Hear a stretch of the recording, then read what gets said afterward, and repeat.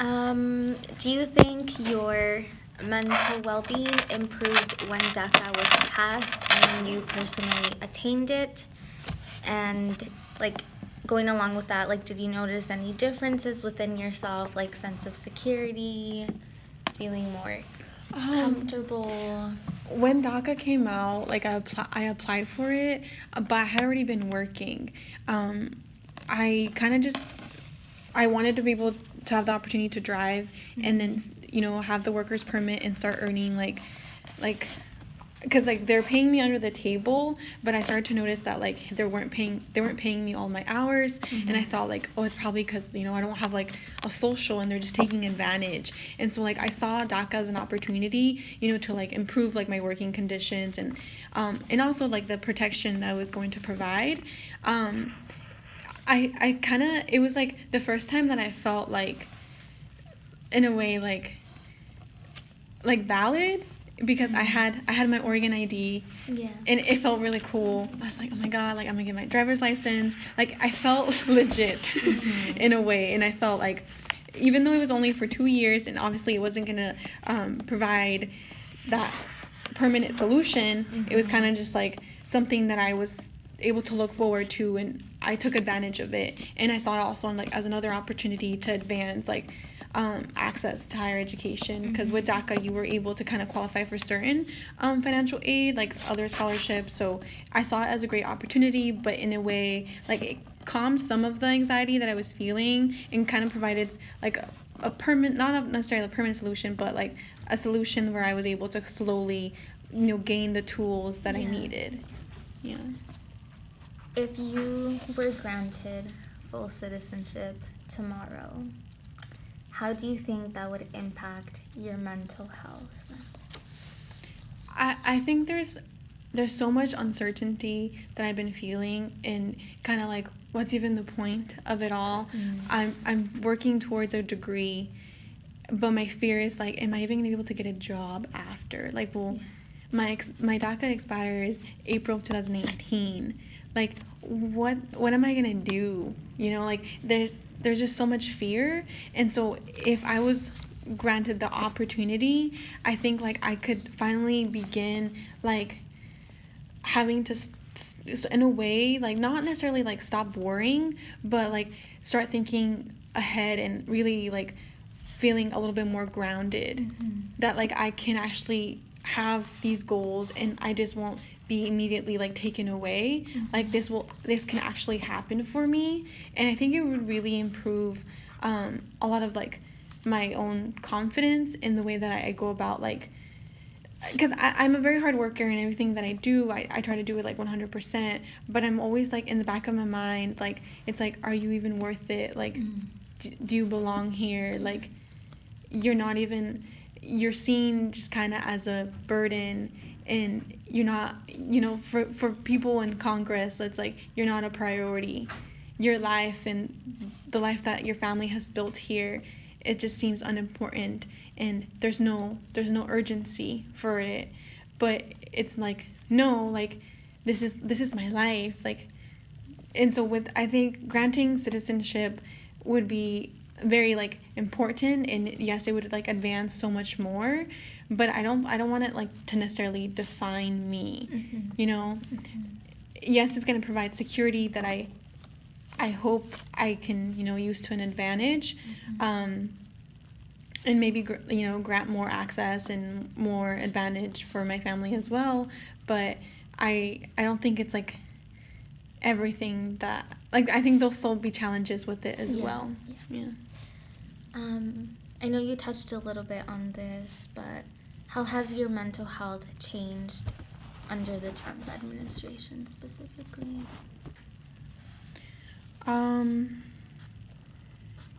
It's very hard, because even as a political science major, like we're learning about all these like systems and all these structures and all these institutions that govern our society. And when we like specifically look at certain issues like national security, the presidency, and you talk about like introducing bills and passing legislation, and I can never remove myself from these issues. I can never like try to look at it from a different perspective because it's so personal to me and it affects me so deeply. And so it's just like there's always like this psychological like war happening inside my head, because I'm always having to like justify myself and have to prove to someone that my existence is valid. I think just under the Trump administration, you just been tokenized so much, and you just been put into this like box, and it's like I'm more than what you think of me. Like it just when I was in Washington D.C. and we were like in Congress talking to the representatives, you're fighting for your existence. Like you're fighting to be validated as a human, and it's just. It's so inhumane to be treated like that and to just used as a way for him to like gain a political advantage. And you like study all these systems and you look at like his leadership and you think about like how he's treated immigrants and how he's treated like DACA recipients and immigrant youth. It's just like so inhumane to do that to someone. It's just like it blows my mind sometimes, and it can never escape my head because like every day like I'm checking the news, every day I'm thinking about, is there gonna be a solution? Will I have something to fall back on? But sometimes it's just like everything's so, you have no control of it. You have no control of nothing. And so like my mental health, it's like does it even matter? Like, do I even matter? It's just like very like difficult to try to understand because you're looking at it, you know, you feel like you have rights and you can empower yourself using your voice, you know, and finding community and, you know, getting yourself involved in all these things and doing all this advocacy work. But at the end of the day, I doubt my capability of fighting against such a powerful administration. Like you feel so weak, and it's kind of like it's like a war. Like I feel like it's always a war, and they're trying to like constantly beat you down and see who will survive. And it's just it sucks because I just want to be able to like I want to be able to create a positive change in a community that I love, but it always feels that like my existence, everything that I am, is just constantly being attacked. And I see, like, recently through the Trump administration, I think that's highlighted, like, it's shown, like, more. Like, since, like, September 5th, it was, like, after that, it was just, like, you're always having to, like, constantly validate yourself as a human and trying to tell them, I do belong here. And it's just, it affects you so severely because you start like losing confidence, and you're just like you're feeling unmotivated, and you just kind of want everything to stop. And it's like I'm tired, like I'm tired of having to do that. Do you think and like I can't tell you like anything positive. Like I wish I could, you know, I wish I could be like, no, like even if like, you know, like I'm gonna be okay, like. But like I honestly I can't say it because like it's not, and it fucking sucks. It fucking sucks because like after like being inside the fucking Congress thing when like they were debating on the bill, like I saw how fucking shitty they work. I saw how these fucking like they remove themselves so much. Like it's like if they're like just actors, you know, and they're playing a role and they can't. It's fucking whack. Like it's really whack. Like even in my classes right now, like I'm taking this class called the Power Game, and you're playing a member of Congress, and then one of our constituents tried to like introduce, like they're like, oh, we need to introduce like something with DACA, like we need to pass a DACA bill, and it's just like don't even touch that, like don't even mention it. You know, that's for them it's just a piece of paper, you know, but for me that's my whole life. And it fucking sucks because you can never remove yourself from it. I think you like perfectly touched on this question, but I'm gonna ask it again. Do you think as an undocumented person you can experience politics without being reminded you are in an undocumented body? No, I don't think you can. Yeah. Ever. I don't think we ever will be able to, honestly. Yeah. In a lot of my classes, this year specifically, like they're trying to like look at certain like issues through a different perspective and stop being biased about it. And you have to be able to interpret legislation and like think for like the better of everyone. But when these issues like are so dear to my heart, then they're affecting me, like I'm never going to be able to remove my identities. Like I don't think that those are part of me.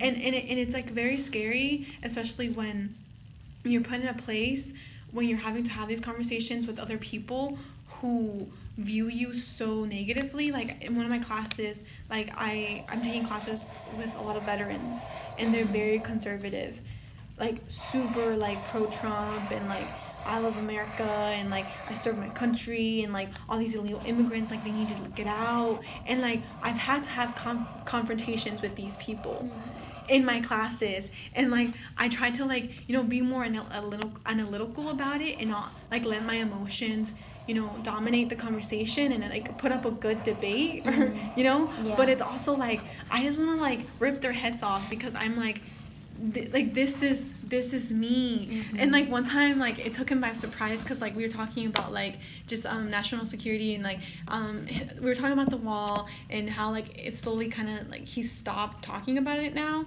because like I don't think he'll follow through, and that's one of his biggest campaign promises. And like he's like, and like it was in connection to DACA, and how he didn't stamp the bill, quote unquote, because it didn't include funding for his wall. So the person was arguing, oh well, like that's good, like he wasn't gonna get what he wanted out of the deal, so he was just like saying like that's okay, like I would have done the same thing, like he doesn't like if he didn't have the wall, then DACA wouldn't get passed, like that's what he was saying, that was okay.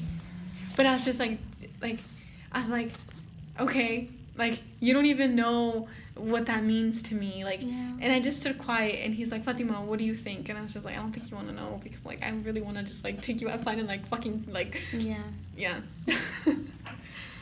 These two questions go together. Have you ever felt your life threatened by policies? And how do you think you experience politics as opposed to someone who is documented? And I know like you already touched on this, but I just want to like directly ask the questions. Wait, can you repeat that? So have you ever felt your life threatened by policies, and how do you think you experience politics as opposed to someone who is documented? Specifically locally in Oregon, I think we are a very liberal state, and we do have a very, like right now, like our elected officials, like they do advocate for immigrants, and we have a lot of like positive good public policy, but we can still be doing more. One of those examples is like with the driver's license. Here in the state of Oregon, like we don't have that, and that affects me personally, because even though I have DACA and I'm able to still have that for now, for my parents, like my mom can't apply for her own driver's card, so that's an issue that affects me personally. Just an example. Yeah. Do you think there is a relationship in between mental health and the experience of being undocumented? If there's a relationship? Yeah. Yes. Definitely. Like I said, like it takes so much out of you. For a lot of people, they can't even like, they don't even want to talk about it. They don't even want to mention that this is their status and this is the reality that they're having to face. They kind of just push it away, and for me, I would never be able to, because it's so much of who I am, and who it's gonna drive me. It's gonna keep shaping me as a person. I think definitely it's affected the way that I view myself, because like I said, like the constant dehumanization that you feel, like that you're always having to validate your existence and why you deserve to be here. It can have so much pressure on yourself, and you, like I said, like I beat myself a lot for it, and you just like you're put in this position where you have to be, like at least for me, like I'm always having to be perfect, and like I can't mess up, and I have to prove to someone. But at the end of the day, like I need to do what's right for myself and advocate for myself a little bit more. And then I think that's a problem with, I guess, with the movement. Like, we don't implement self-care, nothing like that. It's always just like go, go, go, but we never address how we're really feeling, and like, it's just never talked about. And so I think moving forward, like, if we really want to be able to establish something like, like, meaningful and really, like, have, like, a better future for, like, I think about, like, my younger sister, and I don't want her to keep going through the same shit that we're going through. Like, I want her to, like, have something better to look forward to. But I think with all, like, that's been happening, just, like, the way that just, like, we're so, like, we don't, like, take into consideration sometimes, like, especially, like, in my family, how we're feeling. Like, it's just hard in the way that you grow up and the way that you view yourself in the world. Like, it can just be so negative for you. And I think it's important to, like, start having these conversations, start talking about it. And I think that's why that's why I do like to share my story, and I do like to talk about it, because I think more people need to know, and just, not just, like, put me in this box, but really get to know who I am as a person, and that I'm just like them, like, I have dreams, you have dreams. I'm just a human of this world, and these institutions and these borders are created by humans. This is causing all this conflict and all this, pain, and it shouldn't be like that. But that's always how it has been. That's the norm. But just understanding that we can change from it, and it doesn't have to be like that just because that's always the way it's been. Okay, I have one last question, and then you're done. Do you think the government has an obligation to create an access to citizenship, specifically to also improve mental health? Like, if you were arguing, like, this is why you should implement, like, a path to citizenship, do you think it's also because of people's, like, mental health well-being? Like I said, like, we put borders to divide us, and we put systems that oppress us and don't validate our human existence. And I think for a lot of, like, political leaders, they forget to, like, they're just thinking numbers, and they're just thinking, like implementing policy that will get them reelected, and they're very, like, selfish and individualistic, and that's how, as our society, that's how we are. And we don't get to, we say that we advocate for the common good of the people, but we're always, like, thinking about our own,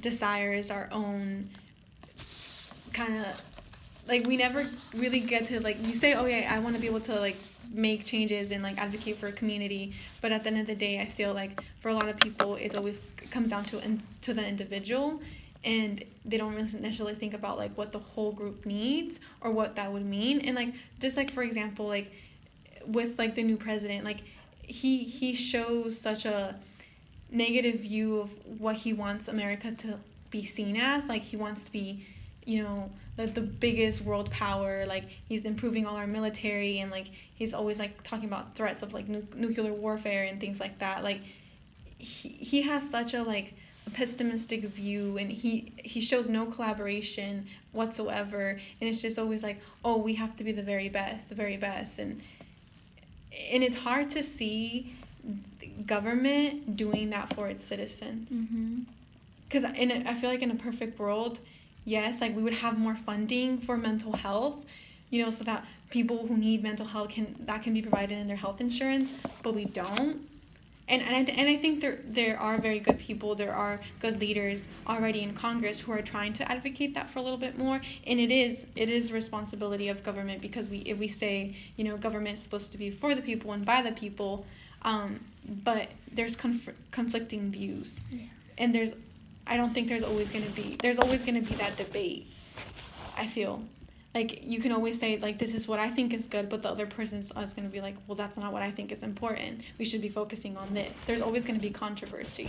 So, yes, it is the responsibility of Congress and government to provide a pathway to citizenship to improve an individual's mental health, because as you're seeing, like, this is affecting a specific group of people. You know, we're going through this because of the government. Yeah. But at the end of the day, I think you never know. It's hard to say. I don't know. What do you think, Nayla? Like, no, I agree. I agree a lot. Yeah. It's a hard question. It is. Yeah. It is a really hard question. I know. All these questions. What are you writing? I'm like just. You guys. I want to see like. I'm gonna send you it all. Yeah. Because I'm like, I don't even fucking know. Like, Yeah. these are questions that I haven't even like complete like. You know, I'm just trying to like analyze like how like that happening, what it would look like. Yeah. But it's hard to because our government is just shit. Yeah. And it's like, this is kind of off topic, but like using like your imagination to like imagine these things, it's kind of a form of like, oh my God. like Chicano, like magical realism of like these like societies that don't exist, but you use it as resilience. You use it to empower yourself. Like you use it to keep going. So yeah, it reminds me of the woman who came to speak for MLK. MLK. Yeah, that's what her she name? talked about. What's I her can't name? remember. I bought her book. Oh, you did? Fuck, Yeah. Oh, just like the science fiction that we. Yeah, and implementing into Yeah. activism, and I was like, what? I know. Like, That was. I understood it, but that's because I've had like classes related to it. But yeah, it's. I was like mind blown. I was like, we can do that. Yeah. We can do that, and I was like, Yeah. fuck, we can do it. Like, we need to fucking start. Yeah. Okay, so thank you so much. Yeah, of course. I'm You're- gonna be so late. I'm sorry. It's okay. You are phenomenal and amazing and just God, like you guys just like deserve everything in every universe.